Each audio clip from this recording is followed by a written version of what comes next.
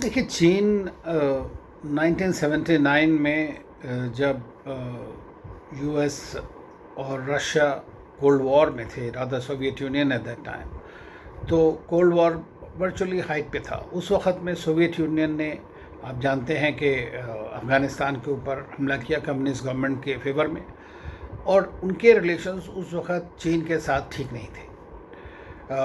दूसरी चीज़ ये है कि जैसे अफ़गानिस्तान और चीन का बॉर्डर भी मिलता है, शिनजियांग में भी, और आपका बादखाशान प्रोविंस और उइगुर्स के बारे में ये सब है जो अब आके बढ़ गया है। तो आप ये देखेंगे कि जब जापान के ख़िलाफ़ जापान बॉम्बिंग कर रहा था चीन के ऊपर में और उधर, तब अफ़गानिस्तान की फोर्सेस भी उनके साथ लड़ी थी, भले ही एक मुस्लिम कॉन्टेक्स्ट में रहा हो। तो बड़े पुराने उनके रिश्ते हैं सिल्क रोड के संदर्भ में। तो जिस वक्त सोवियत यूनियन ने वहाँ पर अटैक किया तो उनको लगा कि ये जो है हमारे यहाँ पर भी प्रॉब्लम हो सकती है और सोवियत यूनियन सीधा उनके बॉर्डर पर आकर खड़ा हो जाएगा। तो उसकी वजह से उन्होंने उसका अपोज़ किया, और बल्कि अपोज़ ही नहीं किया, उन्होंने जो मुजाहिदीन थे वहाँ पर उसको आम भी किया अमेरिकन की मदद से। और अगर आप देखेंगे कि 1979 में जब पहली बार सोवियत यूनियन यूएसए और चाइना के रिलेशन नॉर्मलाइज हुए, उन्होंने 1 जनवरी 1979 में डिप्लोमेटिक रिलेशंस एस्टेब्लिश करे। और अफ़गानिस्तान गवर्नमेंट उस वक्त जो थी, वो जो सोवियत यूनियन ने एस्टेब्लिश करी थी, वो सपोर्ट करती थी ताइवान को चाइना के ताइवान ने वियतनाम को चाइना के अगेंस्ट में। तो उस वक्त चाइना वियतनाम का एक वॉर भी हो रहा था, आपको याद हो।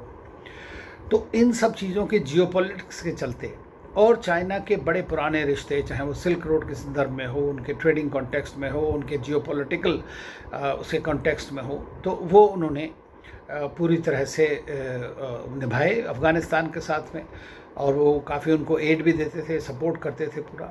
और सोवियत यूनियन के साथ जब देतान की बात हुई तब उन्होंने कहा कि ये जो सोवियत विड्रॉल है प्री कंडीशन है उसकी। ऑफ कोर्स उसके बाद थिंग्स चेंज हो गई और सोवियत यूनियन वहाँ से चले गए और तालिबान की सरकार बन गई।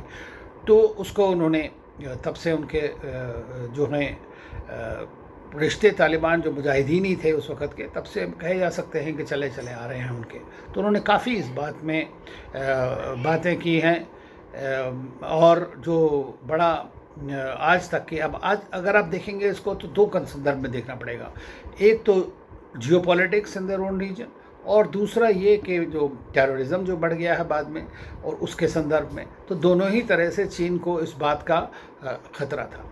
अब जियोपॉलिटिक्स फिर से बदल गई है। अब जियोपॉलिटिक्स में चीन और अमेरिका जो हैं कंटेस्टेंट्स हैं, और रशिया जो सक्सेसर स्टेट है सोवियत यूनियन का, वो उनका स्ट्रैटेजिक पार्टनर है चाइना का।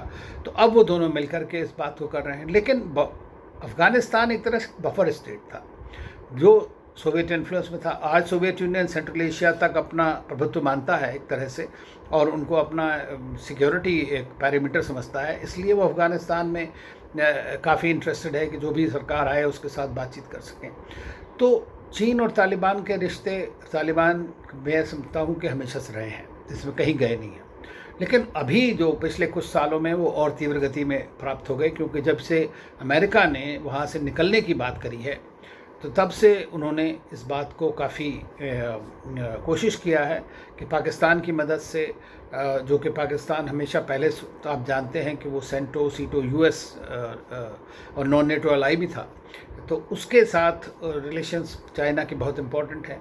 और उसका जो BRI कॉरिडोर हुआ, CPEC कॉरिडोर हुआ, उन सब के लिए उनको सिक्योरिटी की बड़ी आवश्यकता है। तो अभी जो उनके रिश्ते तालिबान के साथ में बने हैं, या जिस तरह से वो सपोर्ट करने की बातें कर रहे हैं, जिस तरह के स्टेटमेंट्स आ रहे हैं, तो उससे जाहिर है कि वो लोग ये समझते हैं कि तालिबान की सरकार के साथ वो बातचीत करके आगे अपने जो जियो इकोनॉमिक इंटरेस्ट हैं उनको बढ़ा सकते हैं। दूसरे जैसे मुल्ला बरादर का बड़ा डेलीगेशन चीन गया था 1-1.5 महीना पहले, तो वहाँ पर उन्होंने उनसे एश्योरेंस लिया कि भाई तालिबान जो है प्रोटेक्ट करेगा चाइना इंटरेस्ट को नंबर 1, और वहाँ से कोई भी, चाहे वो उइगुर रिलेटेड हो या दूसरी हो, उस तरह की जो जिनको वो आतंकवादी गतिविधि कहते हैं, वो वहाँ से अलाउ नहीं करेंगे। और तालिबान ने इस बात का उनको वायदा किया है। दूसरा जैसे तुर्किस्तान इस्लामिक मूवमेंट हुआ, उइगुर्स हुए, और तीसरी चीज़ ये है कि जो वो अपना इन्वेस्टमेंट वहाँ पर करेंगे उसके लिए भी उनको प्रोटेक्शन की आवश्यकता है, और उसको प्रोटेक्शन अगर तालिबान की सरकार बनती है तो वही दे पाएंगे। तो उनका इस वक्त सबसे अहम जो इंटरेस्ट है कि अपनी जियोपॉलिटिकल एज को कैसे बरकरार रखना है, और उसमें अब इस वक्त दोनों मिलकर के कोऑर्डिनेट कर रहे हैं अपनी पॉलिसीज़ को, जहाँ भी अपने अपने उनके अपने इंटरेस्ट हैं ज़रूर, लेकिन उस सब के बावजूद में भी इस पर रशिया और चाइना मिलकर के कर रहे हैं। अब चाइना सक्सेसफुल हो पाएगा या नहीं, बड़े लोगों ने कहा है कि ये ग्रेवयार्ड ऑफ एम्पायर्स है, ब्रिटिश एम्पायर हारी यहाँ पर अमेरिकन्स वापस गए, यहाँ सोवियत यूनियन सबसे सेकंड पावरफुल मोस्ट पावरफुल उस वक़्त ग्रुप था जो हारा, तो सबको यहाँ पर एक तरह से नॉमिनस रिट्रीट हुई है। लेकिन फ़र्क दोनों में बड़ा एक है। देखिए, चाइना जो है वो इकोनॉमिक एंगेजमेंट की बात कर रहा है इस वक्त, जो विजिबल होता है, और वो ये भी चाहता है कि जो उसका CPC में जो तहरीक तालिबान पाकिस्तान जो ग्रुप है अफगानिस्तान तालिबान ग्रुप का, उसको पाकिस्तान तो कंट्रोल कर नहीं पा रहा है, और उससे उनको 2 बार देखिए अटैक हो चुके हैं उनके कॉन्वॉयज़ के ऊपर में। तो वो इस बात से बहुत स्ट्रेटजिकली चाहते हैं कि जो तालिबान से हमारे रिश्ते हों, तो तालिबान चाहे वो तहरीक तालिबान हो या वो हो, तो जो चाइना पाकिस्तान इकोनॉमिक कॉरिडोर है या दूसरे उनके स्ट्रेटजिक इंटरेस्ट हैं, उनके ऊपर में प्रोटेक्शन उनको मिल सके। तो ये एक उनका दूसरा एक नज़रिया हुआ। तो मेरा मानना यह है कि चाइना ज़रूर इन्वेस्ट करेगा क्योंकि स्ट्रेटजिकली इम्पॉर्टेंट है। दूसरा, अफ़गानिस्तान जो है उसके अंदर माइनिंग में आप समझें कि लिथियम हो या दूसरे रेयर अर्थ्स हैं जिनकी बड़ी ज़रूरत पड़ने वाली है आगे के जो 20, 25, 30 साल में जिस तरह वर्ल्ड आगे बढ़ेगा, तो उसके लिए वो अपना एक बड़ा एक तरह का उनको कारपेट ऑफ अपॉर्चुनिटी है वहाँ पर, उसको वो अवेल करना चाहते हैं। अगर मिलिट्रीली जाएंगे वहाँ पर तो डेफिनेटली थोड़ा बहुत समस्या उनको हो सकती है, और अभी ये देखना है कि किस तरह से तालिबान दूसरे जो स्टेक होल्डर्स हैं उनके साथ मिलकर के गवर्नमेंट बनाता है। पहली चीज़ तो ये है इंक्लूसिव गवर्नमेंट बनती है, किस तरह की बनती है, और दूसरे उसके बनने पर सब दूसरे जो एक्टर्स हैं उनका रोल स्थापित होगा। अगर तालिबान इस वक्त प्रोमिनेंट है और रहेगा तो आप सोच सकते हैं कि चाइना का इंटरेस्ट और प्रभुत्व वहाँ पर बहुत बढ़ेगा।